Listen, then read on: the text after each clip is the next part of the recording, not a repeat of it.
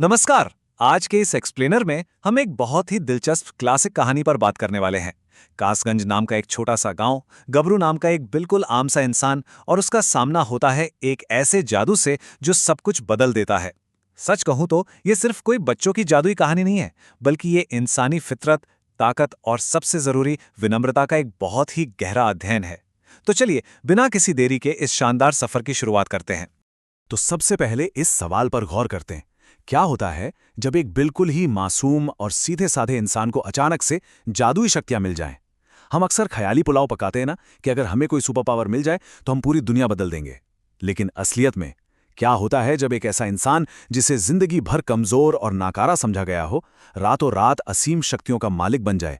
क्या वो उस ताकत का इस्तेमाल दूसरों की भलाई के लिए करता है, या फिर वो ताकत उसके मन के किसी गहरे छिपे हुए अहंकार को जगा देती है? यही वो सवाल है जो इस पूरी कहानी की नींव है, और सच मानिए, इसका जवाब हमें बहुत कुछ सोचने पर मजबूर कर देगा।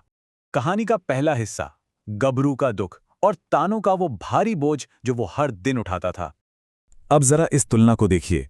कासगंज का रहने वाला गबरू दिल का बेहद नेक इंसान था, लेकिन उसका छोटा शारीरिक कद उसके लिए एक बहुत बड़ी मुसीबत बन चुका था। गांव के झींगा, राजू और वो सब्जी बेचने वाला हरिया जैसे लोग ये सब उसे बिल्कुल पसंद नहीं करते थे। मतलब गबरू जितना मासूम था, उसे मिलने वाले ताने उतने ही चुभने वाले और विशाल थे। कोई उसे मजे लेते हुए गोल गोल छोटा खरबूजा कहकर चिढ़ाता, तो कोई भीड़ में उसे ऐसे अनदेखा कर देता जैसे उसका कोई वजूद ही ना हो। सोचिए, एक तरफ उसका छोटा कद और दूसरी तरफ तानों का ये भारी भरकम मानसिक बोझ, जिसे वो हर रोज बिल्कुल अकेले ढो रहा था। और कोई भी इंसान आखिर कितना बर्दाश्त कर सकता है? गबरू के सब्र का बांध तब टूट गया जब खुद उसके पिता ने उसे सबसे कठोर शब्द कह दिए। हुआ कुछ यूं कि गबरू सब्जी लाने में थोड़ी देर से घर लौटा तो उसके पिता ने गुस्से में उसे निकम्मा कह डाला और ताना मारा कि वो सिर्फ मुफ्त की रोटियां तोड़ता है। उन्होंने कहा, काम की न काज की, दुश्मन अनाज की। जरा सोचिए, जब अपने ही लोग ऐसे कड़वे शब्द बोलें तो अंदर तक टूट जाना लाजमी है। गबरू इतना हताश और दुखी हो गया कि उसने नदी में कूदकर अपनी जान ही देने का फैसला कर लिया।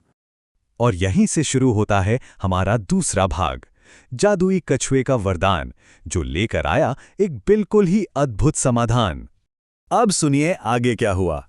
जैसे ही गबरू नदी किनारे अपनी जिंदगी खत्म करने वाला था, बिल्कुल फिल्मी अंदाज में एक जादुई बोलने वाला कछुआ पानी से बाहर निकला। इस कछुए ने गबरू की पूरी परेशानी सुनी, उसे समझा और उसे एक ऐसा समाधान दिया जिसकी गबरू ने कभी कल्पना भी नहीं की होगी। एक जोड़ी चमकती हुई जादुई चप्पलें। अब ये कोई बाजार में मिलने वाली आम चप्पलें नहीं थीं। इन्हें पहनते ही गबरू को हवा में उड़ने की शक्ति मिल जाती।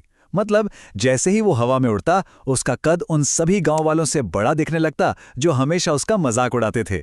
सीधे शब्दों में कहें तो ये जादू गबरू की सबसे बड़ी शारीरिक कमी का एक एकदम सटीक और अचूक इलाज था। लेकिन ठहरिए, यहां एक बहुत बड़ा पेच था। ये जादुई शक्ति बिना किसी शर्त के नहीं मिली थी। कछुए ने गबरू को ये चप्पलें सिर्फ इसीलिए दी क्योंकि वो जानता था कि गबरू दिल का अच्छा इंसान है। पर साथ ही कछुए ने एक बहुत ही सख्त चेतावनी भी दी। उसने बिल्कुल साफ शब्दों में कह दिया कि जिस दिन इन चप्पलों का इस्तेमाल तुमने सिर्फ अपने स्वार्थ के लिए किया, उसी पल ये जादू काम करना बंद कर देगा। ये कोई छोटी बात नहीं थी। ये ताकत के साथ जुड़ी एक बहुत बड़ी नैतिक शर्त थी जिसे गबरू को हमेशा याद रखना था। अब आते हैं तीसरे हिस्से पर, शक्ति और गबरू का घमंड। यहीं से गबरू का रूप बदलना शुरू होता है।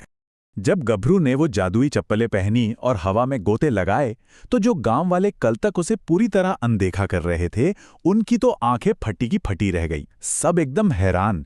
लेकिन यहीं से कहानी में एक अजीब मोड़ आता है। ये नया नया मिला सम्मान गबरू के दिमाग पर चढ़ने लगा। उसका अहंकार धीरे धीरे बढ़ने लगा। घमंड में चूर होकर उसने अपनी इस शानदार शक्ति का इस्तेमाल बदला लेने के लिए शुरू कर दिया, और वो भी बहुत ही छोटे, बचकाने और अजीब तरीके से। जरा इसे देखिए। पहली रात आराम से सो रहे राजू को एक जोरदार थप्पड़ जड़ दिया। दूसरी रात झींगा के पास जाकर कैंची से उसके सारे बाल ही काट दिए।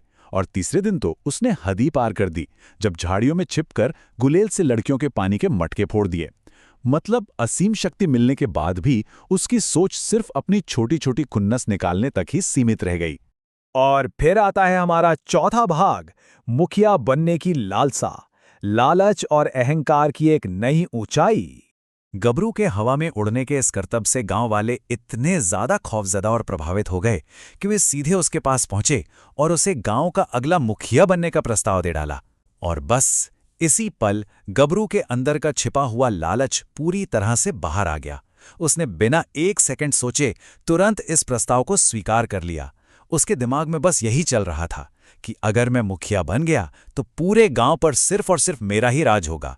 रुतबे और पावर की इस अंधी चाहत ने उसे कछुए की उस पहली और सबसे अहम चेतावनी को पूरी तरह भुला दिया कि शक्ति का इस्तेमाल कभी भी अपने स्वार्थ के लिए नहीं होना चाहिए। चलिए अब बढ़ते हैं 5वें और आखिरी भाग की तरफ, लालच का अंजाम। अब मुखिया बनने से पहले गांव वालों की एक छोटी सी शर्त थी। गबरू को सबके सामने अपनी शक्ति का प्रदर्शन करना होगा।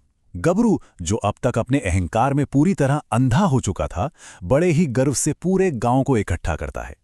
बहुत ही नाटकीय अंदाज में वो सबको आसमान की तरफ देखने को कहता है, जैसे कोई बहुत बड़ा चमत्कार होने वाला हो। वो पूरे आत्मविश्वास के साथ जादुई चप्पलें पहनता है और उड़ने की कोशिश करता है, लेकिन कुछ नहीं होता। सन्नाटा। चप्पलों का जादू पूरी तरह से खत्म हो चुका था। वो बार बार कोशिश करता है, पसीना पसीना हो जाता है, लेकिन नतीजा सिफर। अंत में वही गांव वाले जो उसे मुखिया बनाने वाले थे, ये कहकर उसका मजाक उड़ाते हैं कि चमत्कार तो ठप हो गया, और इसे वहीं बेइज्जत छोड़कर चले जाते हैं। ये गबरू के लिए एक भयानक और बहुत बड़ा सार्वजनिक अपमान था। जब निराश, दुखी और शर्मिंदा गबरू वहां बिल्कुल अकेला रह जाता है, तब कुछ बहुत ही चौंकाने वाला होता है। वो चप्पलें खुद उससे बात करती हैं। वो चप्पलें उसे उसकी असली हैसियत दिखाती हैं। वे कहती हैं कि जब वे उसके पास आई थीं, तब वे एक बेबस और मासूम इंसान था जिसका सब मजाक उड़ाते थे। लेकिन शक्तियां मिलते ही वे खुद स्वार्थी हो गया और दूसरों को परेशान करने वाला एक अत्याचारी बन गया। चप्पलों का आखिरी वाक्य सच में सीधे दिल पर लगने वाला था। अब तुम में और उन लोगों में कोई फर्क नहीं रहा। और बस ये कहकर वे जादुई चप्पलें हमेशा हमेशा के लिए वहां से गायब हो जाती हैं। अब इस स्लाइड पर जो दिलचस्प बात है, वो है इस पूरी कहानी की सबसे बड़ी विडंबना। जरा देखिए, एक तरफ वो गबरू है जो कहानी की शुरुआत में था, एक मासूम बेबस इंसान जो सिर्फ थोड़ी सी इज्जत और प्यार चाहता था, और दूसरी तरफ वो गबरू जो ताकत मिलने के बाद बन गया, बिल्कुल वैसा ही एक घमंडी और दूसरों को सताने वाला इंसान जिनसे वो कभी खुद नफरत किया करता था। शक्ति ने उसे बदला नहीं, बल्कि उसके अंदर के उस अंधेरे को बाहर ला दिया जो शायद हमेशा से वहीं था। तो जादुई चप्पलों का ये पूरा विश्लेषण हमें अंत में एक बहुत ही अहम सवाल के साथ छूट जाता है। क्या सच्ची ताकत सिर्फ आसमान में उड़ने या सबसे शक्तिशाली दिखने में है, या फिर असली ताकत उस चरित्र में बसती है जो हम तब दिखाते हैं जब हमारे हाथों में असीम शक्ति होती है? देखिए, शक्ति या पावर मिलना शायद आसान हो सकता है, लेकिन उस असीम शक्ति के मिलने के बाद भी अपनी जड़ों से जुड़े रहना और विनम्र बने रहना, यही एक सच्चे इंसान की पहचान है। ये एक ऐसा सवाल है जिस पर हम सबको जरूर गहराई से विचार करना चाहिए।